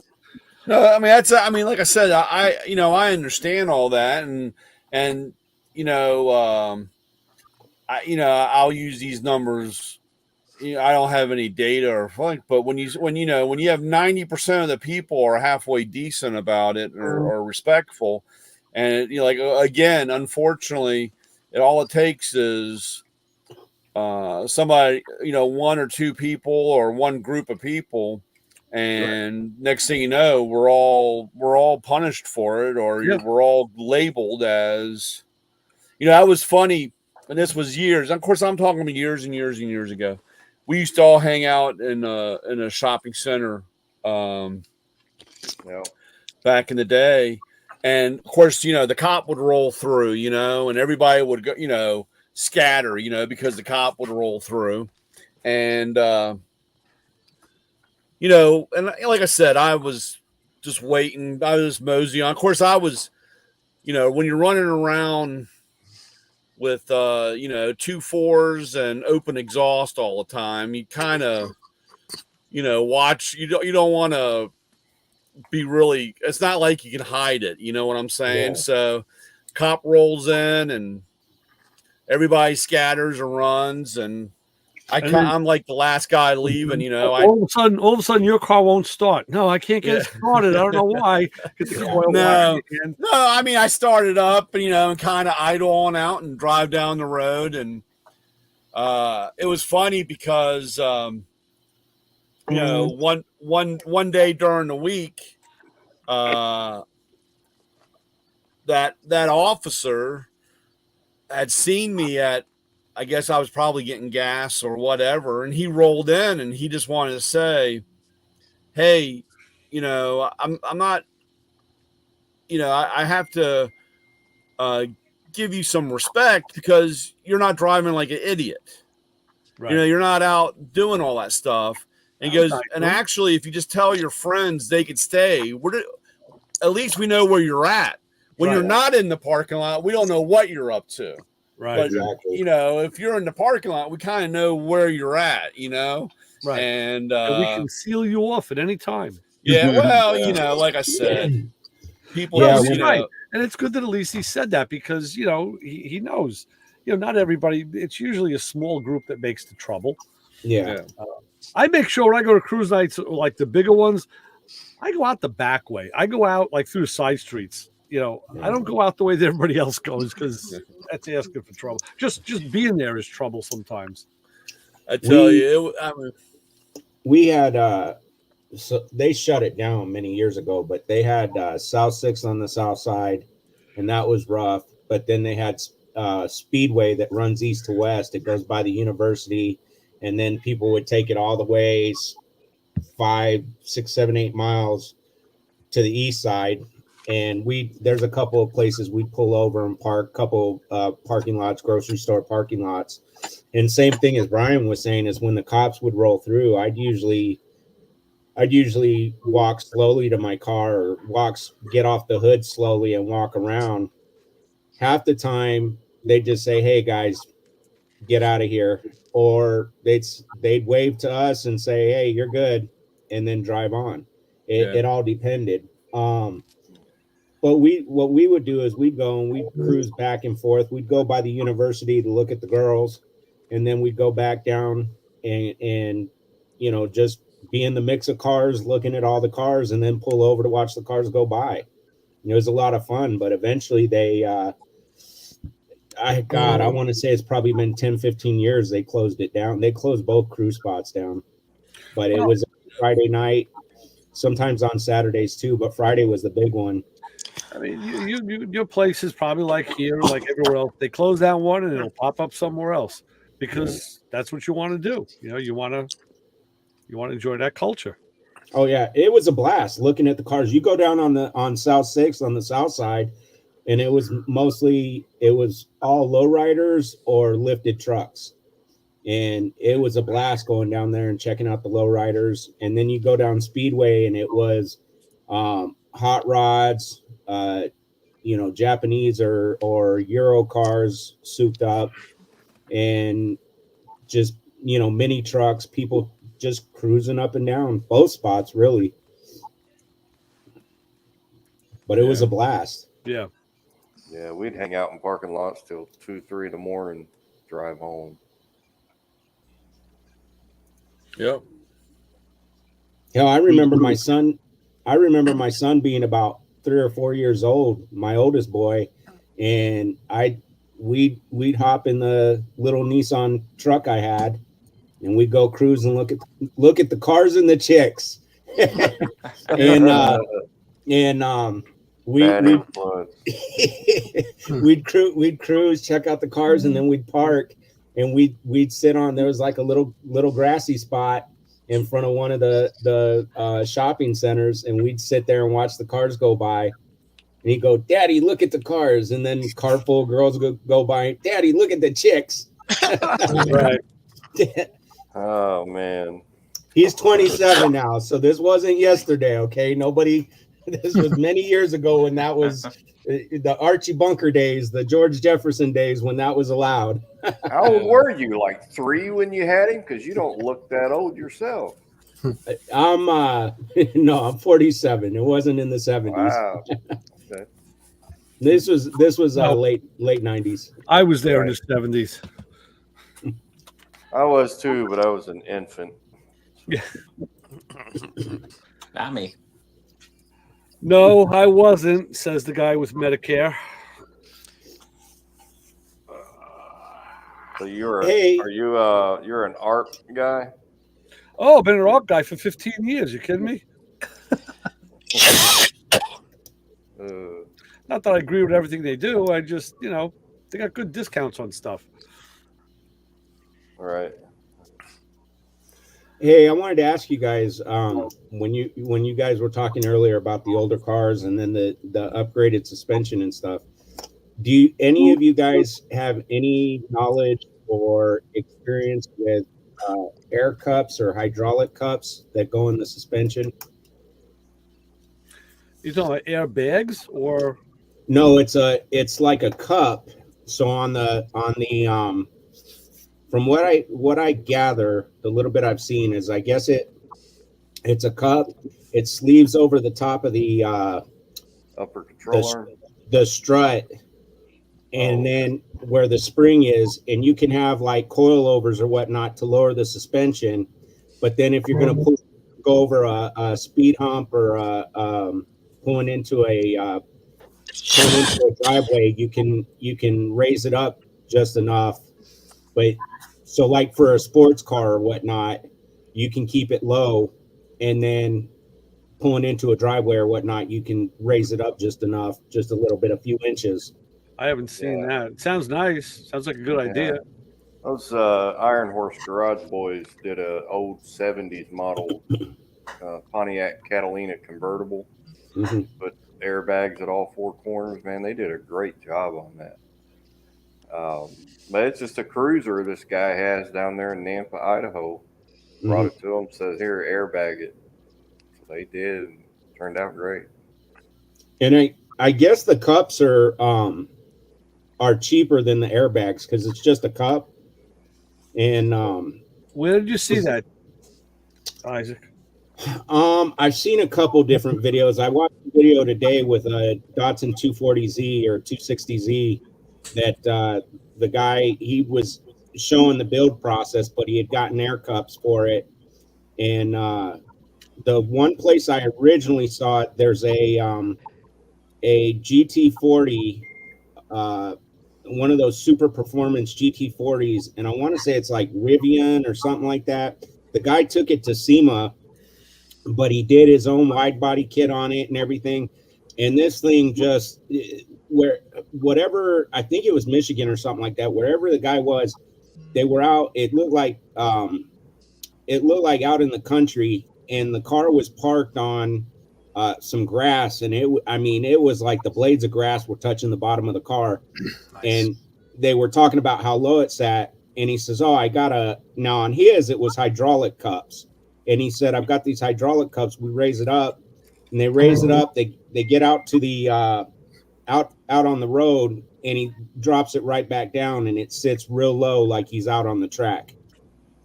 Were And he the didn't put roads anything in terrible? links or anything. He didn't put any of the supplies in the links. I don't remember, because the hydraulic ones were the ones I was having a hard time looking up. I found a bunch of links for the air cups. I had Were those the earlier roads today. terrible in the video? No, so it might have been Then it somewhere wasn't like air. it might have been wasn't. it might have been somewhere like Idaho. It was on the other side of the railroad tracks from where you are, Slingshot. Probably. No, I've been over there. They're worse over there. We had, And the state of Maryland, if the roads are really bad, that means you're safe. That's a safe neighborhood. The roads that Right. get fixed all the time is the rough part of town. They got it because they had to do their improvements. So about a that's year what, ago, that's we what had you go by when you go buy a house. You look for terrible roads, you know you're safe. Here's the about a year car. ago we had a reliable carrier's truck come and pick up a car from our shop to take it to an auction down in Indy, and they were That's- asking about because the car had some stuff in it, and the driver goes to me and my boss, he goes, "All that stuff is secure, right?" "Oh yeah." "Well, you guys know that Michigan's got some of the worst roads." "No kidding. Yeah. We live here." Yeah, that's that car. Yeah. Whoa. Nice. It's Ruffian. I'd say RUFFIAN. I'd say at the bottom of his video, see if he linked any of the suppliers or parts he used. A lot of guys do that. Yeah, I'll have to. Or send him a message and ask him. Ask him direct. See, I'd like to do air ride on my truck. What was that, Lewis? I like to do air ride on my truck, but I got to put my money in the bus. I can't play too much on the truck. Yeah. But I would I love was to do watching air a ride. video. Oh, this is cool. It's an air cup lift system. Yeah, so it just does what I just looked up something. So you have coilover, just like you said. Yeah. And then it sits in it, and then when you want a little extra, just jacks it up like another 2 inch or something, 2 inches. I was watching a video the other day, Lewis, about a bus that had 300 people on it, and it went over a cliff. Woohoo! I'm thinking, how did they get 300 people on that bus? That had to be in India or someplace like that. It was, Yeah. it was Africa. They were they- sitting on top of each other's heads. Those are Yes. those cups. Yeah. That's it. Stance parts, right? Is that where you got? Is that Yeah, I think that one's stance parts. Yeah. Stance parts. Yeah, the way Iron Horse Garage did that Pontiac, those cups you're talking about. Yeah. The kit they bought, it came with cups, and the top of the area where the coil spring would be, they cut that out and then put that cup in there and welded it in. And Yeah, here's a picture they of were that. able to, yeah. There's a cup on the setup. Now, on the one you're talking about, Joey, was it full airbag suspension or was it cups? Well, it was full airbag suspension, and it had those cups that the airbags had to mount to. Yeah. Yeah. Yeah. And they welded those in. They didn't bolt them in. They had to cut that hole out bigger in order to fit that cup in there where the coil spring used to be. I know what you're talking about. I've seen those.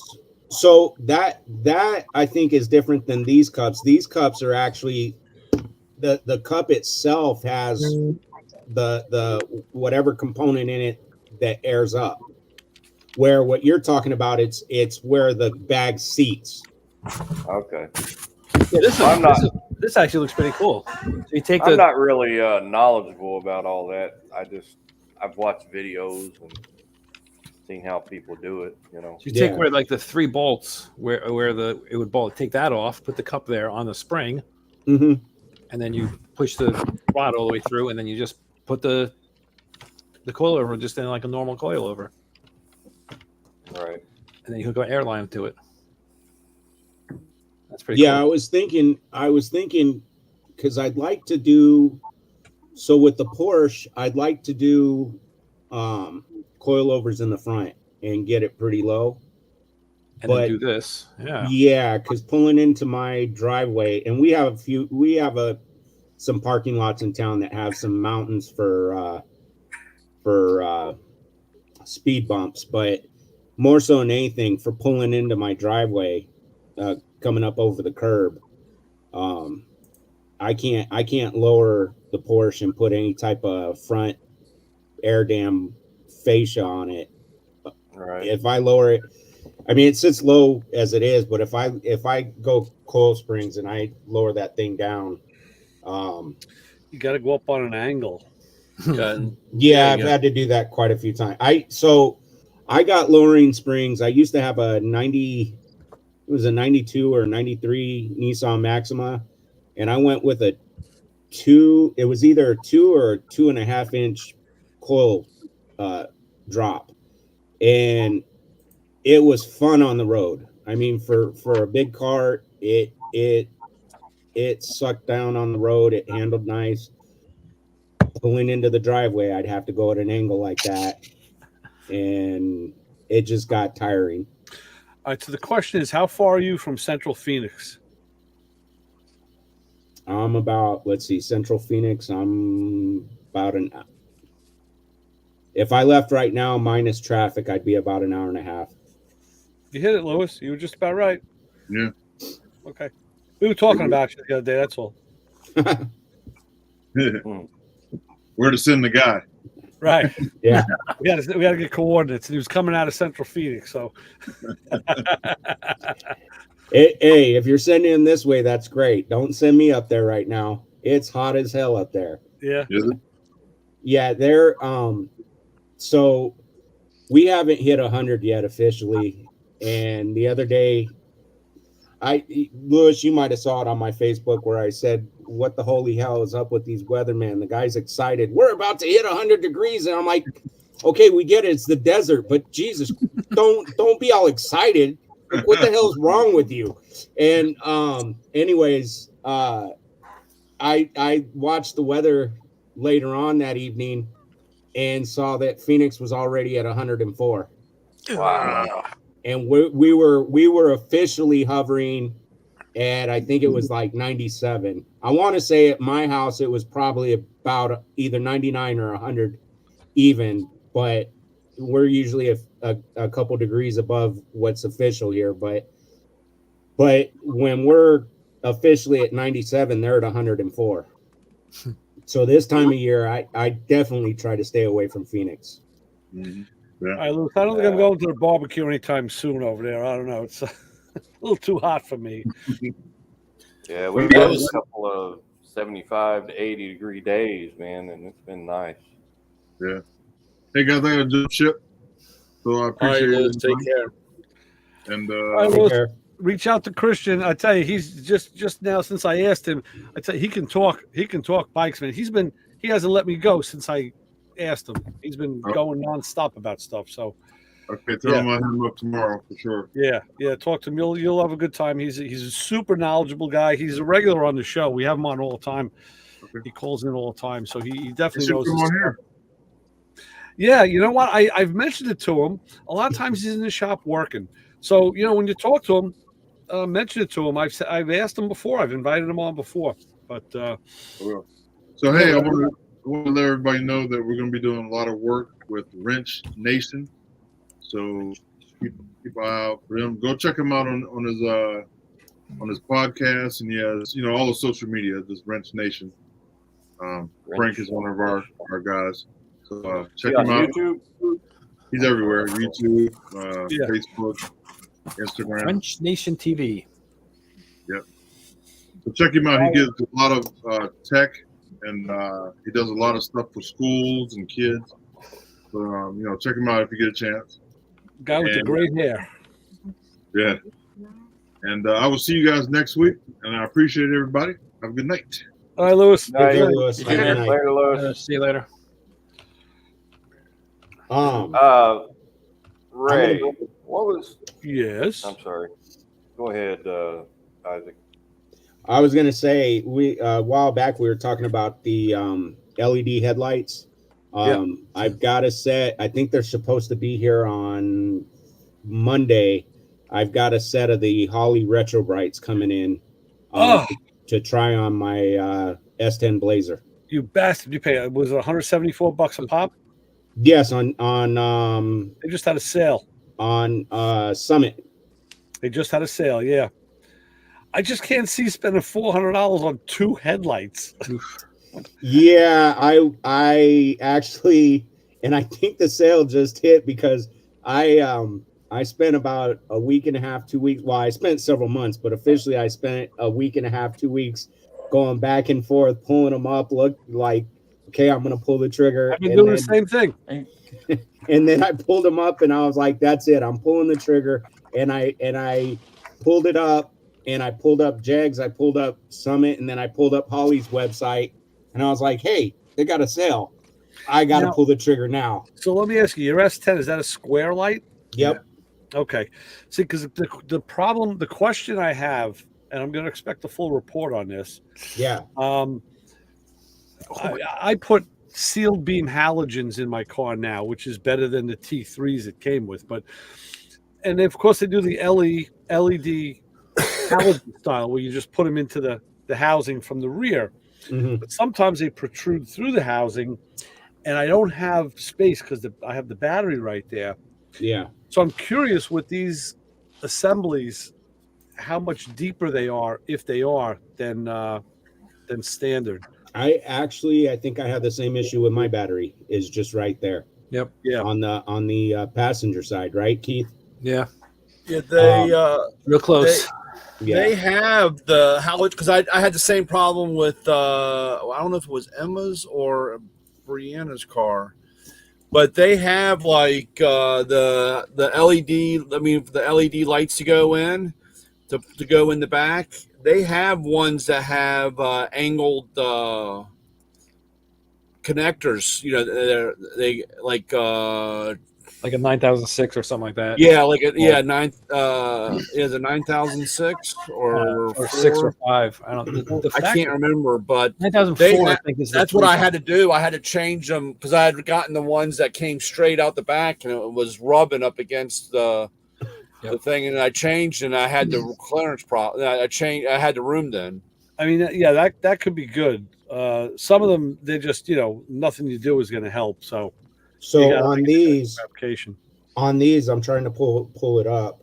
Yeah, I think it's not. Holly doesn't make. It looks like Morimoto. Or wasn't he like the Japanese chef? I don't. Yeah, he's making headlights now. That's crazy. No, that's what I'm looking on their site. I'm looking at the pictures. All right. It looks like I give you credit, Isaac. Isaac, yeah, I couldn't pull the trigger on that one. Oh, they have on Holly's site. They have a comparison. One of the things is that on the Blazer, I don't know how yours is, Keith, but mine's a 95. But the headlights are so dim. Now I've gone on to forums and I found there's some, if you redo the wiring, there's a way to use the regular seal beams and make them brighter. But I started looking at it and I was like, you know what? I don't have the time. I really don't want to do all that. If I can find something good to do plug and play, I'm going to try it. It's an expensive try, but I figured. I just bought the housings and then got an LED. Well, I have in my Typhoon, I have HID, which that's freaking old technology now, right? Yeah. But I have I don't know on the Cyclone. I don't know if I have LED on the Cyclone. I'll have to go look. Now on these, it has the plug, and it's got a Yeah. pretty good length where you can plug into the harness and move Are you your harness plug down or whatnot. You have room for play, from what I can see. Here, let me I have look at that link. Can I? Am I able to share? How do I? I can't do Yeah, that. you're on. Well, that's on the private chat line. The link. Yeah, I know. Share it on the private chat. What made you shave, Keith? I was getting too hot. The heat. I went outside for like 5 minutes and I was doing some yard work. I'm like, all right, it's coming off. The next day, I'm like, I'm shaving it off. All right. I have a question. Oh, okay. Got my summer cut. All right, so I'm rebuilding an 80-gallon air compressor.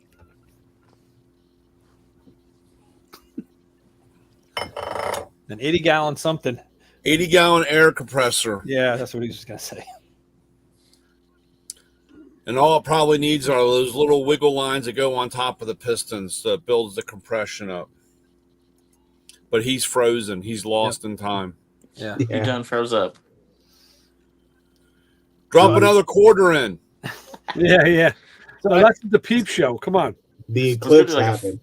like a Fonz on the jukebox. Like, Damn. Yeah. Yeah. So you see that picture, right? It looks like it might be a little bit larger. I don't know.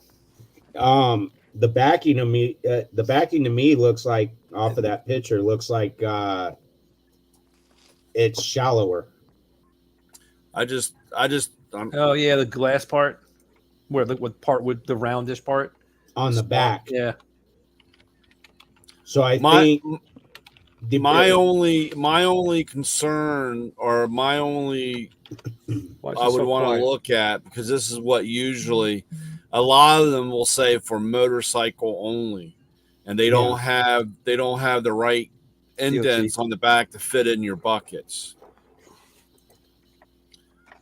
because the buckets are different on a motorcycle versus a car. No, these would they show it on a square body truck. Yeah, I know that. But like I said, it can be done, Keith, but with fabrication. Yeah, and that's the only thing I don't like about some of those headlights, because they're not DOT approved, or they don't have the right they don't have the tits on it for back in the day of alignment wise or whatever. Even though we don't do that anymore, but I have tons of different headlights or whatever that I've gone through the years, and some of them will say motorcycle only, and you had to fabricate the bucket to make them fit right, so you can put your ring around it to hold it in. It says Holly on it. I put those just the regular housings. You know, they have the housing, and then you put the bulb in the back. I put those in the S10s without a problem. Okay. They fit. Now, the one thing I did find when I was looking them up, so when I was on Summit, from what I was seeing was there was a bunch that were just high beam, a bunch that were just low beam, and I'm like, hell, that's going to be a problem, because I had the single, and then I found one that it had both high and low beam. Yeah. And because before seeing that, then I was like, do I want to pull the trigger? I was like, well, on one aspect, if it's brighter than what I got, then I don't need a high beam bulb, but because if I put high beams right now, it might somewhat get light enough to see. Yeah. I mean, they're candlelit dim. They're so bad. So it looks like a little glowworm going down the street. Pretty much. When I get a car behind me, they usually light the path for me. I mean, it's that bad. And I'm not talking about the brand new cars with the ultra bright lights. I'm talking about maybe a early to mid 2000s or older car.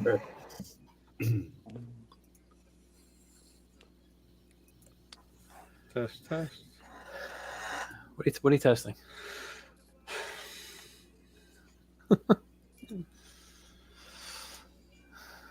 Yeah, and then on my 53 Buick, I have these round ones.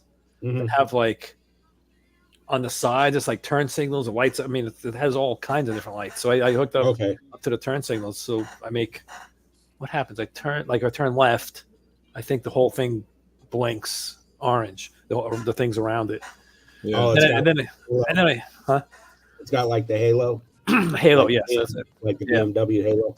Yeah.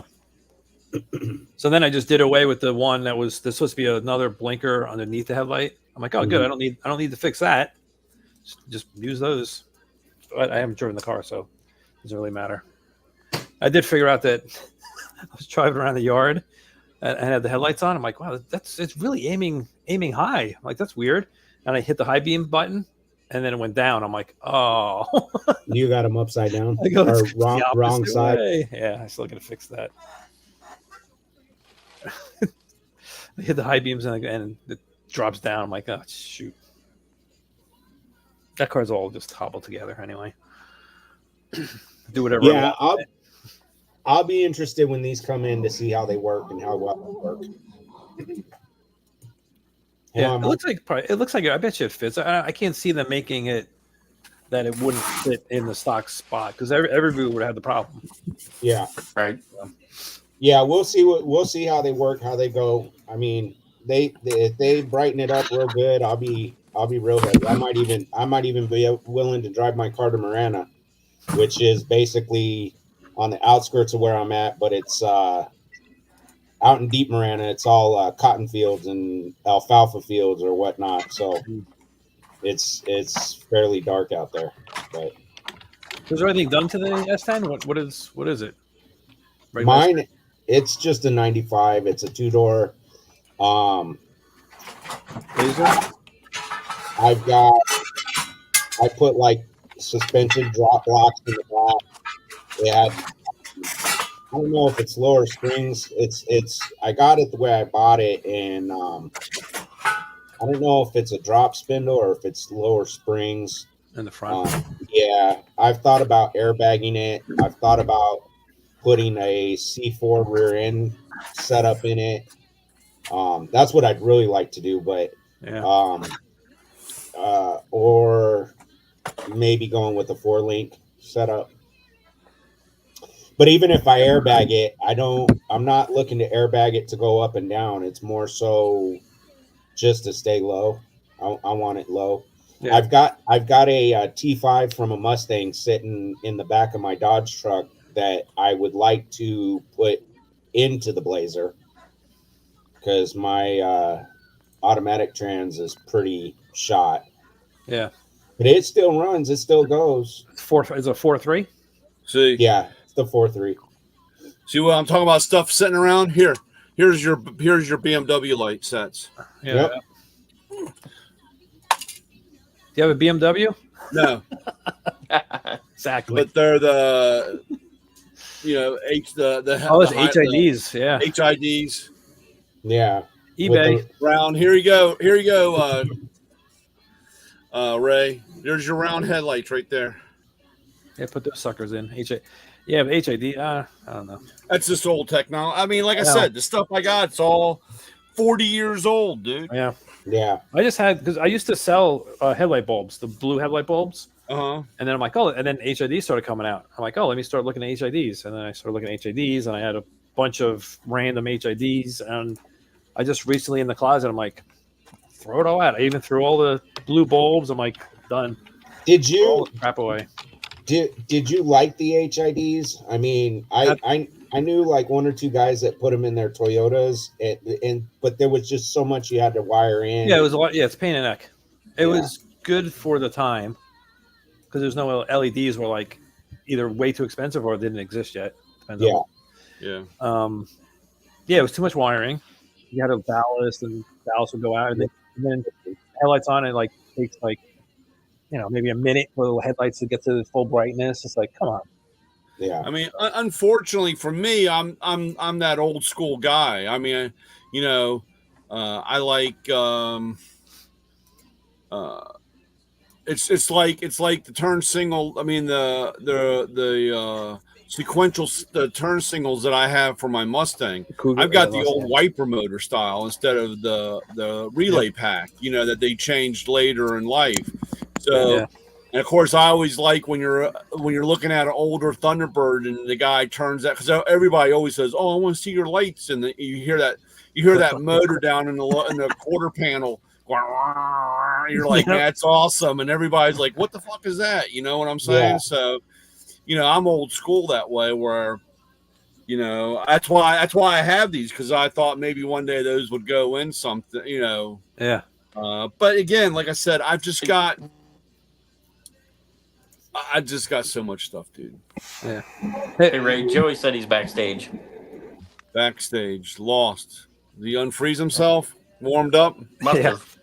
Turn the AC down? I mean, Justin, do you watch Cletus McFarlane? A little bit. So you should watch the new one they just put out. You'll probably get a kick out of it. They're doing body work. They bought a car. They had him and George. That's a good one. Yeah, yeah. He thought he could just take Bondo and just fill in the hole. Anyway, that's all I'm going to tell you. But the rest of it, I'm just like, what the hell are they doing? You'll freaking Keep crack putting up. it in there. Yeah, you'll crack up. I I'm think back. you'll get a kick out of it. I'm still 80-gallon compressor rebuilding. What are you doing? All right, so I purchased the 5-horse engine or motor, and I'm trying to find a 6-inch double V-belt pulley with 5/8 shaft. Mine's like, I think I have it here. Did you look in the I'd love to have it. Did you look in the MSC catalog? Either Granger or MSC. You know, Joey, something Why weird do you happened go when you 6 inch? left I'm sorry, before. man. I lost all audio. Yeah, well, when it crashed over here, all of your all's cameras just had that ring of death going around. Well, now you came back and I can hear you, but I don't think I can hear anybody else. You can't hear us? You can't hear us?